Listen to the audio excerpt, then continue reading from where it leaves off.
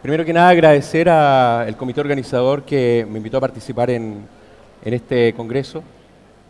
En general, en todos los congresos de los cuales he participado, la asistencia del pregrado y posgrado tiende a no ser tan multitudinaria. Recuerdo uno en el cual había 1.200 asistentes, pero esto es uno de los complejos auditorios más grandes de los que me ha tocado presentar. Con respecto a mis conflictos de intereses, son dos empresas multinacionales con las que trabajo, pero que no entran en boga durante esta presentación, por lo cual estábamos fuera de su presencia. Con respecto a las hernias, si es que alguien ha escuchado hablar de hernia, probablemente sí, ya que corresponde a un porcentaje de la población bastante importante. Seguro que han escuchado hablar de hipertensión arterial. La hernia tiene la misma epidemiología que la hipertensión arterial en cuanto a frecuencia. Y la historia también data, obviamente, desde la historia de la humanidad. Ya los faraones presentaban secuelas en las cuales se podría ver que habían sido operados de hernias o en los cuales presentaban grandes eventraciones. Durante la historia y el apogeo de lo que viene siendo la escritura a través de distintas épocas, los griegos ya hablaban también de hernia y los manifestaban dentro de sus tratados. Hipócrates hablaba junto con Coelio, Aurelianos y Praxógoras de cómo manejar estas eventraciones o estas salidas de intestino a través de la pared abdominal. Comenzaron a manejarse a través de algunos dispositivos, porque en el tiempo en que no había cirugía, se contenían solamente, y algunos dispositivos que incluso todavía estamos utilizando que se denominan bragueros, que son como unas especies de almohadillas conectadas a un cinturón que contienen la salida de los intestinos. Y en la era preanestésica de la Edad Media, esos son los utensilios que ocupaban para poder efectuar la cirugía a un paciente que tenía hernia. En ese tiempo, cuando no había anestesia, en verdad necesitabas un cirujano y como 5 o 6 anestesistas para que contuvieran al paciente. No habían gases, no habían medicamentos que pudieran dormir al paciente, entonces todo se hacía a sangre fría. Mientras uno quemaba y cauterizaba la piel con la hernia, los otros lo sostenían para que no se moviera. Entonces ahí decíamos que actualmente necesitamos un anestesista, pero en ese tiempo necesitaba 5 anestesistas para contener al paciente. Después pueden ver la cara del cirujano que tiene como pena y el paciente ya está medio derrotado. Y aquí es donde se operaban. Cuando un paciente tenía hernia inguinal, que la evolución normal era que creciera y cayera al escroto y finalmente una hernia inguinoescrotal, la cirugía era sacar la hernia y el testículo, así que era una orquiectomía quirúrgica. Y pueden ver la cara del hombre que está en el centro, que está muy triste porque tenía hernia en los dos lados, y el otro no tanto porque le quedó tenía una sola hernia. Entonces, el manejo era bastante cruento. Y es lo que pasa. En la hernia, todos estos son dibujos de tratados antiguos, en los cuales se veía cómo protroían los intestinos a través de la zona inguinal o la zona femoral. Me pidieron que hiciéramos esto un poco interactivo, así que traje algunas preguntas, lo que es la trivia de la hernia. Van a levantar las manos de acuerdo a lo que crean ustedes que son las respuestas correctas. De esta frase, la hernia es la rotura del peritoneo con estiramiento de fascias y músculos. ¿Quién lo habrá dicho? Schuldeis, Luis Pasteur, José Matías Robles, que es un cantante de rancheras, o Galeno. ¿Por qué opción? Levanten la mano. ¿D? Muy bien, D. Ya en esos años hablaban de lo que era una aproximación al diagnóstico o la conformación de una hernia. Ahora, siguiente pregunta con respecto a la posibilidad de desarrollar una hernia abdominal en la población general. Esto es a nivel mundial, ¿ok? ¿Qué porcentaje de la población creen ustedes? ¿Un 80% de la población llegará a desarrollar una hernia? ¿Un 5%? ¿Un 10%? ¿O un 50%? ¿Sí? Acá saben harto acá, ¿eh? Efectivamente, el 10% de la población puede llegar a desarrollar una hernia. ¿Cuántas cirugías de hernia se realizan en el mundo al año? Y estos números los sabemos, ¿ah? Entre 1000 y 5000.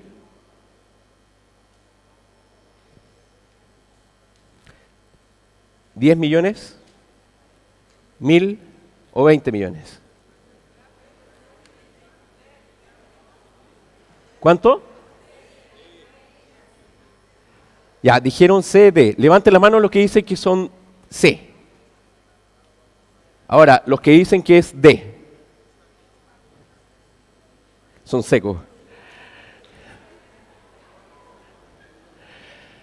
El 10 al 15% de la población va a llegar a desarrollar una hernia, por lo cual es una incidencia alta. O sea, de todos los que estamos acá, les voy a pasar mi tarjeta, afuera los espero, porque hay un porcentaje elevado que va a llegar a desarrollar hernias. En Bolivia son 9 millones, por lo menos 900.000 personas, a 1 millón de personas están con hernia. Es la tercera cirugía que se realiza en urgencia, primero es la apendicitis, después la colecistectomía en nuestra realidad como latinoamericanos, y después viene la hernia. Eso de 35.000 cirugías al año es lo que se realiza en Chile, pero en el mundo se realizan 20 millones de hernioplastías anualmente y en Estados Unidos aproximadamente 1 millón, por lo cual son bastantes cirugías porque es mucha población involucrada. ¿Qué factor tiene mayor importancia en la génesis de hernia? Levantar peso, el embarazo, la alteración del colágeno o beber poca agua. ¿Alguna otra letra que no sea A? Levante la mano A. Levante la mano C. Ganó C. No todos los fisiculturistas tienen hernia, no toda la gente que hace peso tiene hernia, pero todos aquellos que tienen alteración del colágeno es el pilar fundamental para la manifestación de la aparición de hernia. ¿Qué factor externo modificable, que son aquellos con los cuales uno se va criando y los puede modificar, genera una mayor posibilidad de llegar a desarrollar una hernia? El sobrepeso. Acuérdense que cada vez en América Latina va aumentando el peso a nivel poblacional. El alcohol, cosa que nosotros no hacemos ni bebemos, pero a algunas personas les pasa. El tabaco o la marihuana. ¿Ah? ¿Seguro? El tabaco. Ya estamos empatando. Algunos alumnos en Chile me decían que la marihuana era un factor protector. Pero la verdad es que el tabaco altera a nivel de algunos receptores de metaloproteinasas, lo cual hace que se desencadena una alteración en la cascada de la maduración del colágeno. Cada vez que uno comienza a estudiar más profundamente el tema de la colagenopatía o alteración del colágeno en pacientes con hernias, con varices, con hemorroides, que al final viene siendo lo mismo, y los casos más severos en aneurismas en distintas partes del cuerpo, se va dando cuenta que mientras más profundizas el tema, más alteraciones enzimáticas y coenzimáticas se van produciendo. Por ejemplo, los pacientes que se trasplantan de hígado reciben algunos medicamentos que son inmunosupresores para que no tengan rechazo del hígado, porque si llegan a rechazar el hígado es difícil volver a retransplantarlos y algunos de ellos se mueren, un alto número. Y esto se ha visto que normalmente evolucionan con hernias. Y es porque hay una alteración a través de los medicamentos, de la maduración del colágeno, alterando unos inhibidores, de los estimuladores de los inhibidores, de la maduración del colágeno a través de metaloproteinasa. Una cosa muy compleja a nivel molecular. En algún momento se va a llegar a poder interferir, pero por ahora no se puede. Y el tabaquismo viene siendo lo mismo. ¿Cuál de las hernias no corresponde a una hernia ventral? Ventral del abdomen. La hernia umbilical, hernia de Spiegel, si es que a alguien le suena la hernia de Spiegel, la hernia del hiato o la hernia lumbar. Ojo, ¿qué letra? ¿Cuál no corresponde a hernia ventral? A, B, C, D. C. Por la hernia del hiato es una hernia del diafragma. Hay hernias lumbar, por ejemplo la de Petit, que está ubicada en el cuadrado lumbar, sin ser una hernia de núcleo pulposo, ojo que son distintas. ¿Y cuál es la evolución natural de una hernia? Y aquí hay uno que no corresponde a la evolución natural de la hernia. El crecimiento de la hernia, el atascamiento de la hernia, la regresión del anillo herniario o el estrangulamiento de la hernia. ¿Qué es lo que no ocurre en una hernia? ¿Cuánto? ¿Quién dijo ese? ¿Sí? Sí, la hernia no se achica, ¿eh? Lo normal es que crezca, esa es como su vida natural, y entre medio se puede complicar a través de un atascamiento y en los casos más severos un estrangulamiento. La hernia, a grandes rasgos, tiene que tener esa masa que ven ustedes, los pacientes que tienen hernia, que como lo vimos ya hace un rato, son hartos pacientes, porque de cada 10 hay uno que tiene hernia, de cada 100 hay 10, entonces aquí hay muchos que tienen o van a tener hernia. Tiene que tener tres cosas. Primero, un anillo, que es el orificio del músculo por donde va a salir un contenido, y algo que lo está recubriendo que se llama peritoneo. El peritoneo es elástico, entonces permite que cuando sale un contenido intraabdominal lo pueda empujar hacia afuera y no se corta, tampoco contiene. El peritoneo va entregando la facilidad para recubrir este contenido. Y esas tres cosas, anillo herniario, contenido y saco, es lo que finalmente nosotros denominamos como hernia. Hay algunas otras definiciones, pero básicamente viene siendo lo mismo: anillo, saco, contenido. Con respecto a la fisiopatología, hay factores que son predisponentes, que ya lo mencionamos hace un rato, principalmente son las colagenopatías o alteraciones del colágeno. Son factores predisponentes hereditarios, por eso es que normalmente si les llega un paciente con hernia y lo preguntan para atrás hacia la familia, hay algún antecedente o de varices, hernias o hemorroides en la familia. Y están los otros que son los desencadenantes, como por ejemplo levantar peso, sí, ahí sí, pero tiene que tener el factor gatillante previo, o sea, el factor que trae hereditario que tiene que ver con el colágeno. Grandes esfuerzos, los pacientes tosedores crónicos, aquellos que son estíticos, la obesidad, la asitis, y todo lo que finalmente comienza a producir un aumento de presión dentro del abdomen que va a desencadenar que el paciente que tiene la predisposición desarrolle la hernia. Clasificaciones hay muchas, depende de la topografía, depende de la ubicación anatómica en la que estén las hernias, van a tener sus nombres. Incluso hay clasificaciones europeas, americanas, que hablan de M1, S1. En verdad, ustedes aprendan mejor la denominación por anatomía, por ubicación anatómica, porque todo lo otro es moda, va a cambiar, pero el de decir que una hernia es umbilical no va a cambiar nunca, el decir que una hernia es inguinal no va a cambiar nunca. Con respecto a las hernias inguinales, es súper importante porque corresponde a 3/4 partes de las hernias. O sea, es la más frecuente. Es con la que se van a topar probablemente en la consulta cuando empiezan a ser médicos. Los cirujanos también van a ser las que más van a operar. Los anestesistas van a ser a lo que más le van a dar anestesia. La hernia inguinal está frecuente siempre. ¿Ok? Y la hernia femoral, que es acompañante porque están básicamente en la misma zona, es la que más se complica. La hernia femoral, a diferencia de la hernia inguinal, pasa a través de 3 ligamentos. Uno que es el ligamento inguinal, el otro que es el ligamento de Cooper y el otro que es el de Gimbernat. O sea, la hernia femoral pasa en un orificio estrecho que no se dilata. Por eso es que cuando sale mucho volumen se atasca. Y ese atascamiento evoluciona hacia una obstrucción intestinal y finalmente un estrangulamiento de la víscera que atraviesa por ahí. Por eso es que en las urgencias, cuando les llega un paciente, normalmente son mayores de 60 años, añosos, que vienen en la camilla, ustedes lo examinan, tiene signos de obstrucción intestinal, pero tienen que examinar desde la zona femoral hasta el surco inframamario. No olviden examinar la zona femoral. La hernia ubicada en la zona supraumbilical, línea media, que se llama epigástrico, también es frecuente, a su vez también en lo que es la hernia umbilical. Y normalmente la hernia inguinal y umbilical se ven harto en infantes, porque todavía no se produce la maduración del cierre de la cicatriz, tanto del canal inguinal como la cicatriz del cordón umbilical. Por eso es que se deja que los niños evolucionen con cierto tiempo, principalmente la hernia umbilical, los dejan hasta 4 años en observación porque la mayoría de los niños crecen y el orificio umbilical no. Entonces al final la relación entre niño y el pequeñito queda casi normal. Y a esos pacientes después de los 4 años, si no ha crecido la hernia, no se les opera. ¿Okay? Pero la hernia inguinal normalmente, si persiste más de un tiempo, sí se entra a operar en los pediátricos también. La hernia de Spiegel es una hernia rara, menos del 1% de las hernias. Está ubicado lateral al músculo recto, acá donde tenemos las calugas, los que tenemos calugas, ahí lateral, hay un pequeño abultamiento, pero es muy bajo. Ahora, todo esto se produce porque como mamíferos tenemos una alteración con respecto a la disposición de los músculos en la zona central del abdomen. Por una parte, pasan rodeando los músculos rectos, y en otra área geométrica pasan por encima, por delante de la vaina de los rectos. Y eso es para que el abdomen pueda tomar la forma redonda durante el embarazo. Todos los mamíferos tienen la misma disposición muscular. Entonces, las vainas que envuelven al recto pasan rodeándolo y como que se distribuyen por delante y por atrás, y abajo pasan todos por delante. Y hay una división anatómica que cuando uno mira por la paroscopía adentro se ve claramente un arco, y eso permite que se produzca este ensamblaje. Entonces se embarazan, crece, se desembarazan y se vuelven a checar, ¿ya? Y ese espacio es por donde puede aparecer la hernia de Spiegel.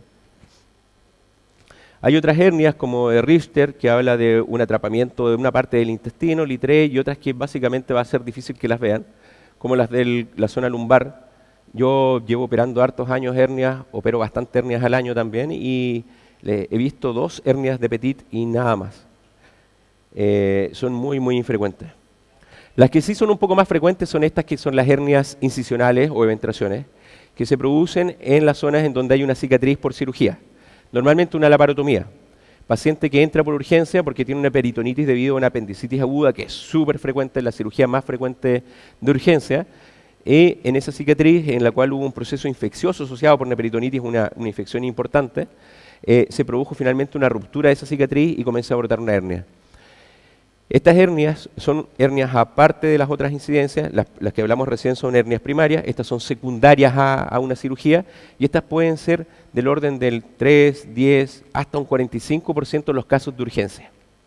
Entonces es muy importante considerarlas y tener harto ojo, porque estas hernias normalmente son las que crecen mucho, ¿ok?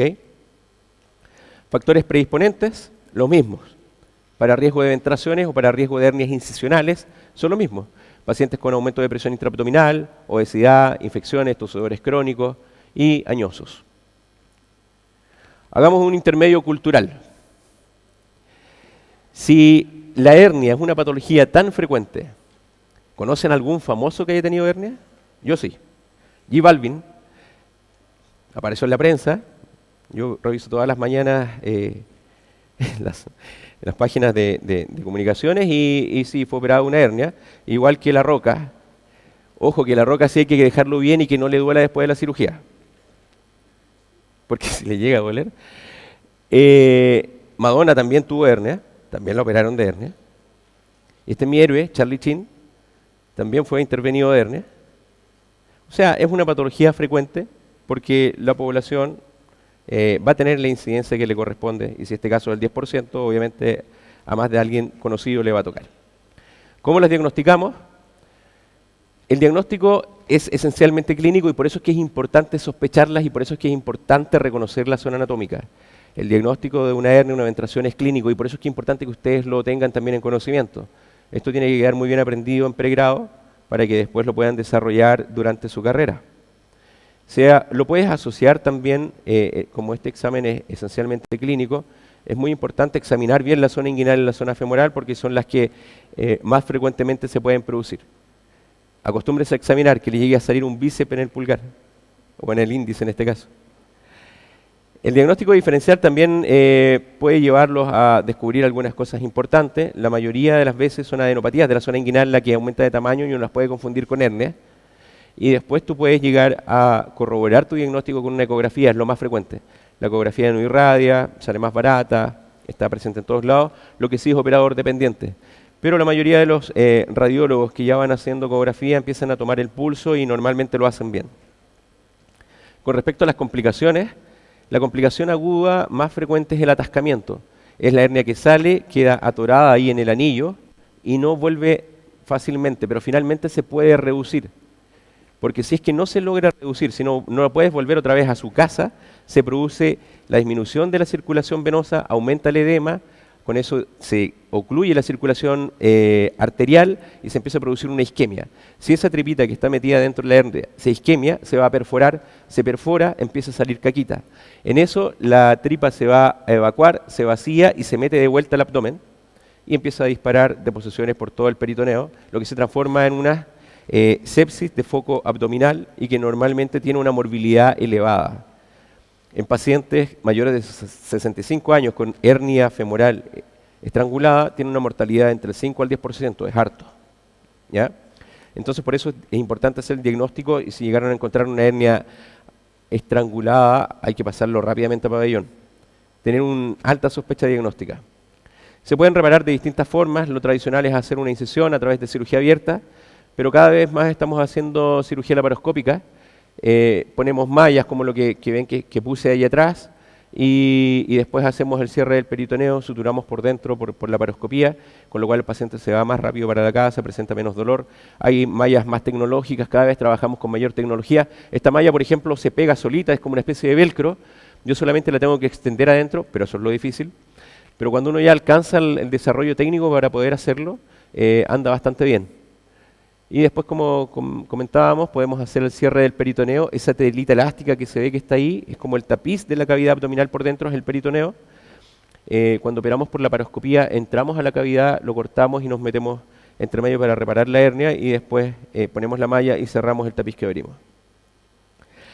Con respecto a otras complicaciones, que son las crónicas, hay unas que son hernias que quedaron atascadas, pero no se alcanzaron a estrangular porque el anillo no era tan chico, el orificio por el que escaparon, pero quedaron pegadas afuera. Y esas hernias son crónicamente irreductibles, se les llama encarcelación. Y hay otras que sí van creciendo con el paso del tiempo y llegan a ser determinadas como hernias con pérdida de derecho a domicilio. El problema que tienen esas hernias es que se van transformando en una especie de saco donde se empieza a recibir todas las vísceras que vienen desde el abdomen, y por el edema crónico intestinal se bajan los diafragmas y se produce toda una alteración anatómica en el paciente. En relación a eso es que les voy a dar este pequeño o breve resumen de lo que son las hernias gigantes, que son un capítulo aparte, pero muy importante, que normalmente está relacionado en pacientes que tienen secuelas. Los pacientes que tienen estas hernias, la hernia viene siendo la punta del iceberg, aunque no lo pareciera porque se ven monstruosas. Pero lo que lleva especie de tumor que se ve en el paciente, que es una hernia, conlleva detrás que el paciente ha tenido antecedentes oncológicos, operado de cáncer de recto, por ejemplo, o de colon, con radioterapia, quimioterapia.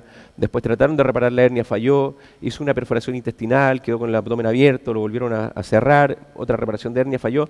Es raro que yo opere un paciente con hernia gigante que no haya tenido por lo menos 5 cirugías previas. Normalmente son pacientes que son multioperados. Y aquí hay una alteración con respecto a lo que ustedes tendrían que manejar muy bien, que tiene que ver con la fisiología de la pared abdominal. Los músculos no están ahí por estar. Tienen contractibilidad, tienen vectores de tracción, tienen vectores de elasticidad. Y normalmente los músculos laterales del abdomen, que son los oblicuos, y detrás está el transverso, tratan de tener un balance. El transverso trata de juntar, que es la cincha abdominal, y los oblicuos tratan de separar. Sus vectores son hacia afuera y hacia atrás. Por eso cuando uno opera al paciente, cuando sutura posteriormente y espera que esto cicatrice, la cicatriz va contra una tensión natural que es hacia los lados.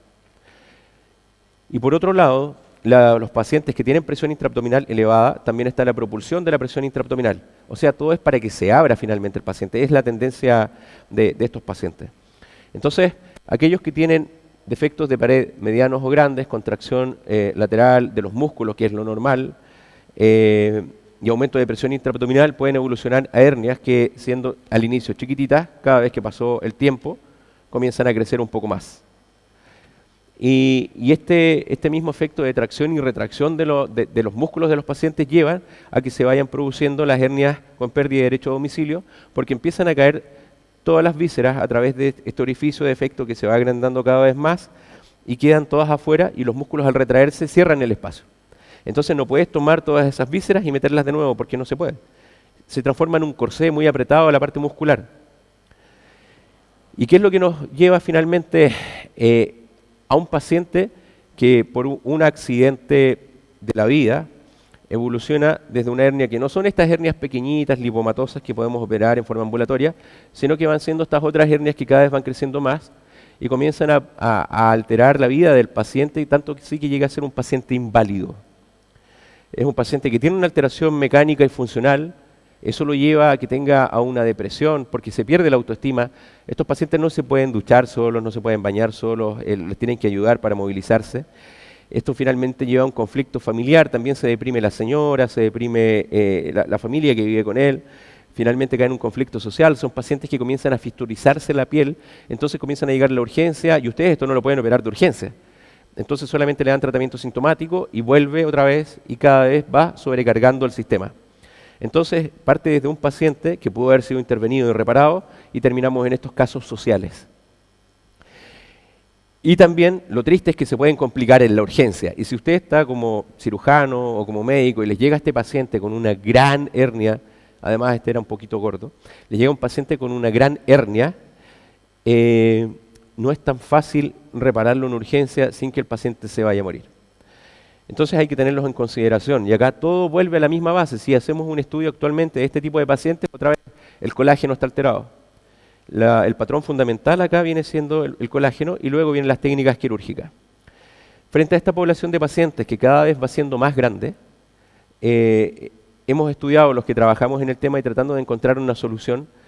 Hemos sumado características que hemos ido viendo en algunos países en los cuales se están desarrollando temas en relación a esto y las hemos sumado y creamos lo que mi grupo llama la suma de las fuerzas para manejar este tipo de pacientes. Primero, estudiarlos, analizarlos, efectivamente lo podemos llegar a operar o no, y eso lo hacemos a través de estudios con imágenes, con tomografía computada, hacemos volumetrías, vemos cuánto tenemos que hacer crecer, expandir la cavidad abdominal, cuánto volumen podemos ingresar adentro y finalmente determinamos si el paciente en una preparación es factible de operar.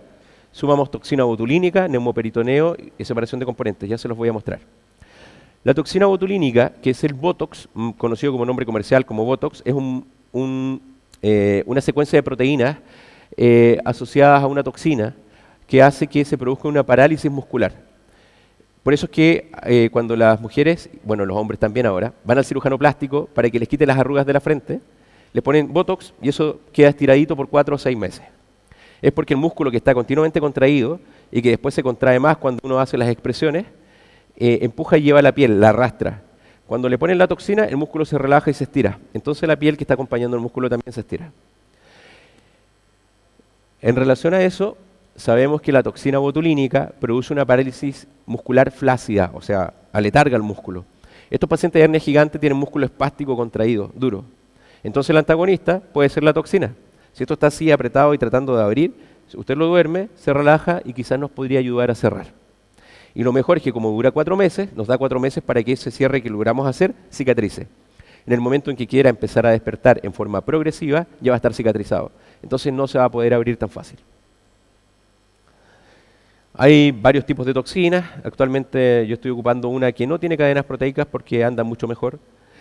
Se le ocurrió a un mexicano, no se me ocurre a mí. Ese es mi amigo Tomás Álvarez, que es un cirujano plástico, que él le ponía toxina a las pacientes de la frente y de repente le llegaban estas hernias gigantes y se le ocurrió. Hizo un estudio que duró un par de años con el seguimiento y le fue súper bien. En 10 pacientes le aplicó la toxina, los controló con escáner, los operó y anduvo muy bien. Y en base a eso nosotros fuimos y cogimos esa idea en México y lo comenzamos a utilizar. Ahora actualmente incluso lo estamos utilizando en pacientes de urgencia, esos que llegan con el abdomen agudo, que sabes tú que va a ser una parálisis intestinal prolongada, que esto va a aumentar la presión dentro del abdomen y que se puede eviscerar o puede tener una isquemia intestinal. Nosotros aplicamos toxina botulínica en estos pacientes en agudo y también han andado bastante bien.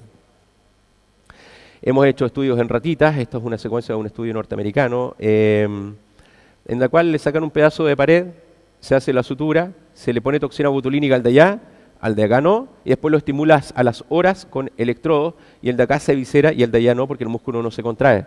Entonces, se relaciona con lo que estamos haciendo nosotros. Ese es el trocar de punción espinal con el que infiltramos la toxina, que es el mismo con el que ponen la raquidia, porque es largo y fino, entonces no duele tanto, no molesta. Hacemos las demarcaciones. Fíjense acá, esto sirve para ver el músculo más finito que está adentro, ese delgadito a donde está apuntando la raya verde, es el músculo transverso, que es el que tendría que juntar. Los otros músculos gruesos que están al lado, esos grises que están para afuera, esos son los músculos que separan. Entonces es un desbalance. La tendencia siempre va a ser a que esto se abra, por la parte fisiológica. Y ahí ubicado entre el músculo oblicuo interno y el transverso es donde está la mayor concentración de neuronas, y ahí vamos y disparamos la toxina para que se duerman todos los músculos de la parte lateral del abdomen y poder llegar y cerrar ese paciente sin que se produzca una compresión por contracción de los músculos. Primero los marcamos, hacemos una marcación topográfica. Ahí cuando el paciente tiene hernias muy grandes que rebosan hacia los lados, los acuesto de ladito porque así me dejan expuesto el músculo, lo veo por el escáner, lo mido y los infiltro. Esta es una paciente de un hospital rural allá en Chile. Los colegas me llaman para que les ayude a pinchar. Viajamos, les enseñamos cómo infiltrar a los pacientes en la zona muscular de acuerdo al escáner y el examen físico. Y normalmente después vamos al mes y los operamos, porque infiltramos el día 0 y el día 30 los operamos, que es cuando alcanza el mayor efecto de la toxina. Hay otros pacientes que tienen hernia bastante grande. A ellos le pido que tosa para ver cómo se moviliza la hernia. Y en general son pacientes que no son tan escasos, están presentes cada vez más. Me gusta el vino. Esto es nomás como para hacer un quiebre. En general uno cada vez que está trabajando en algo empieza a verlo en todas partes. Ahí yo fui a una viña, en Chile tenemos muy buenos vinos.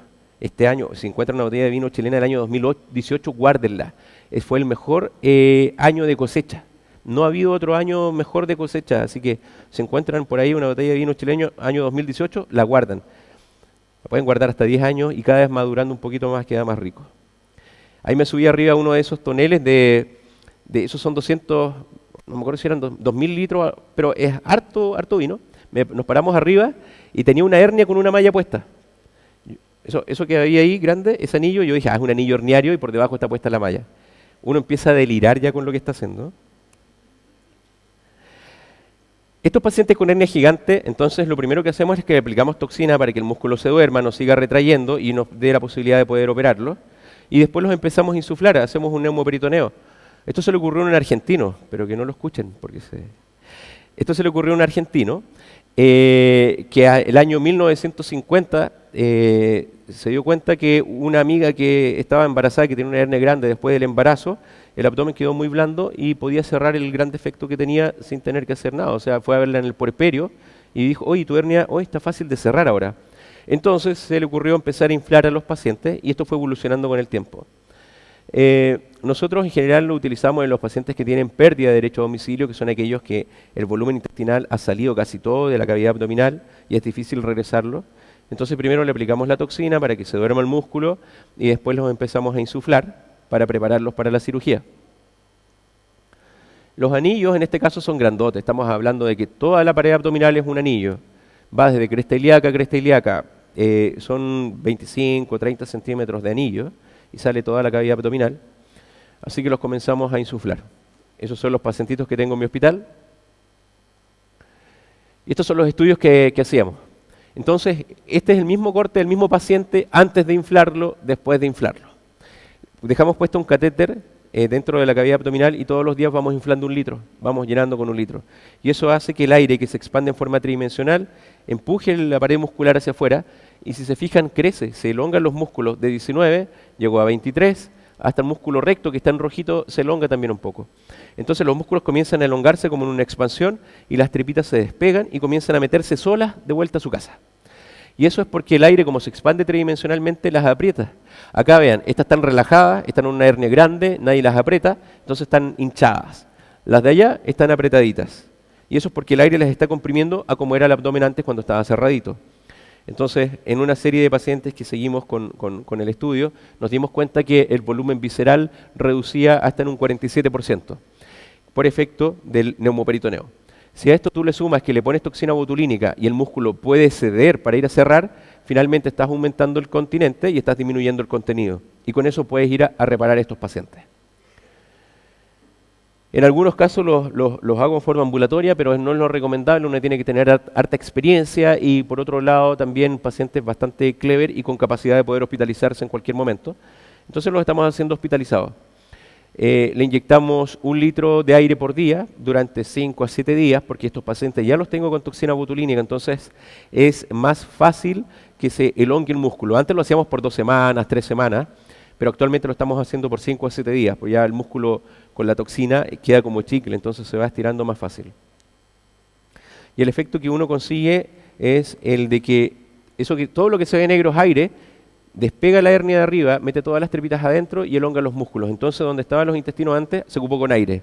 Y uno cuando opera, abre y saca el aire y ya lo puede cerrar. Esta es una pacientita que es bien gordita, como la mayoría de mis pacientes, con hernias grandes, pero lo que tiene abajo es pura hernia.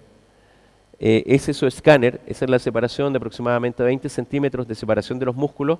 El contenido, que es lo que está arriba, todas esas vísceras, están afuera y no están adentro y no las puedes meter de vuelta así en forma brusca. Entonces le pusimos toxina para que se elonguen los músculos y nos dé espacio, le aplicamos aire, ahí se ve el catéter con el que estuvimos inflando y aquí ya estamos en pabellón. Ahora los marco, porque por un lado uno trata de regresar la parte funcional y mecánica del paciente, volver a cerrar ese gran defecto, que pueda funcionar y moverse, pero acuérdense que también hay un factor que tiene que ver con la autoestima.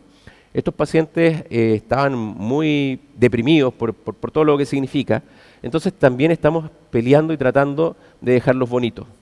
Entonces ahora, además de hacer la reparación muscular, les inventamos ombligos, les sacamos el colgajo del delantal de piel que queda sobrando, y andan relativamente bien.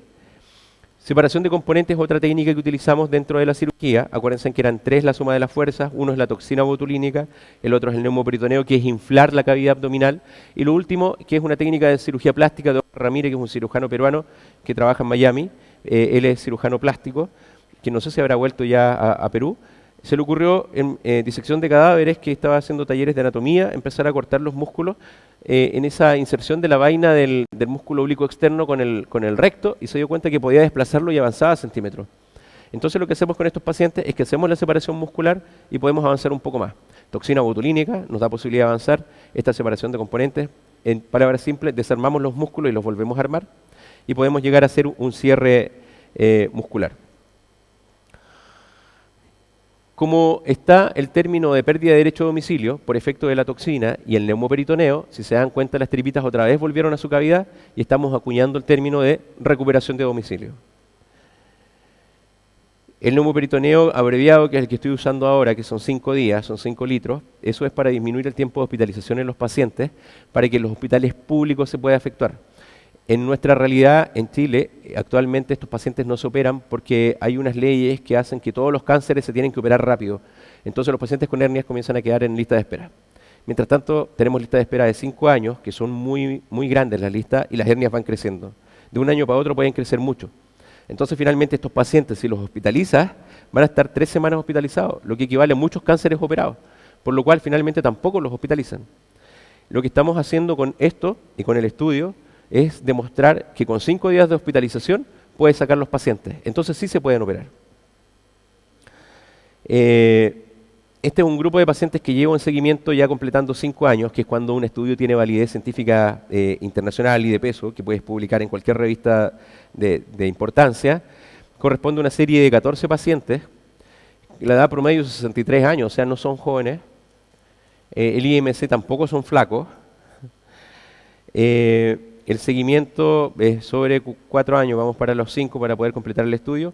Nuestros defectos son grandes, son básicamente toda la pared anterior, que no tiene músculo, 20 por 20 como promedio, y el cobertura y la cierre, que logramos cerrar los músculos en el 100%.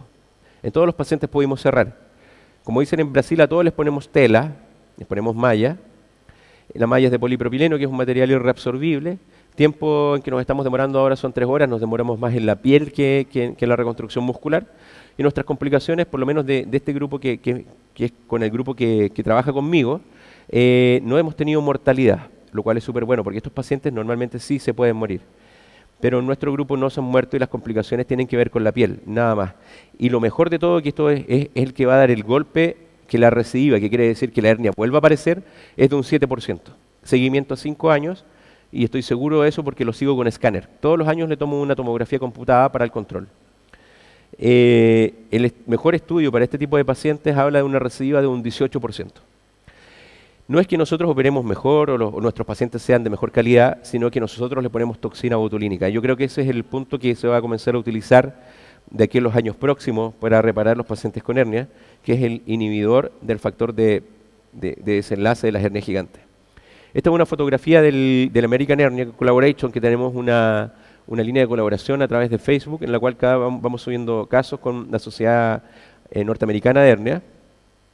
Y acá les quería mostrar que esto es lo que ellos denominan TAR, que es una técnica también de separación de componentes. Nosotros ocupamos la que se le ocurrió al doctor Ramírez, que es el cirujano peruano. Ellos ocupan la que se le ocurrió a Novinsky, que es un cirujano norteamericano, pero ellos tienen el defecto que no cierran el músculo, ponen una malla de reemplazo entre músculo y músculo. Y a veces cuando lo cierran se les abre igual, pero la malla les queda cubriendo. Lo que nosotros hacemos es que juntamos los músculos y la malla va de refuerzo. Pero aquí la parte anatómica es lo importante. Entonces hacemos la separación de componentes, separamos y desarmamos la pared muscular y después la reunimos y cerramos con puro músculo la zona media. Y ese músculo queda reforzado con una prótesis que es la malla que le vamos a poner al paciente. Entonces primero es el cierre anatómico y después la cubierta con malla que queda entre medio de los músculos, porque después volvemos a cubrir con otros músculos encima a la malla y la malla queda cubierta parcialmente con músculos. Y después nos va a sobrar piel, porque estas hernias grandes eran muy voluptuosas, al reparar el músculo sobra harta piel, así que hacemos la resección cutánea y para que el paciente después se sienta no solamente desde el punto de vista mecánico funcional, sino que también desde el punto de vista de sensación y de autoestima mejor. Estos son pacientes de mi hospital, el antes y el después. Este paciente no era gordito, sí tenía una gran hernia, lo pudimos operar y quedó bien después. Este es un paciente que lleva una hernia grande atascada en urgencia. Estamos haciendo ya incluso los accesos como si fueran abdominoplastías para no dejar las grandes cicatrices en la línea media. La reparamos y el control al mes también estaba bien. Este paciente tiene una hernia considerable. Estamos en el pabellón a punto de empezar a operar y lo sacamos hasta con calugas de pabellón. Todo con la suma de las fuerzas de la toxina, la separación de componentes, el neumoperitoneo.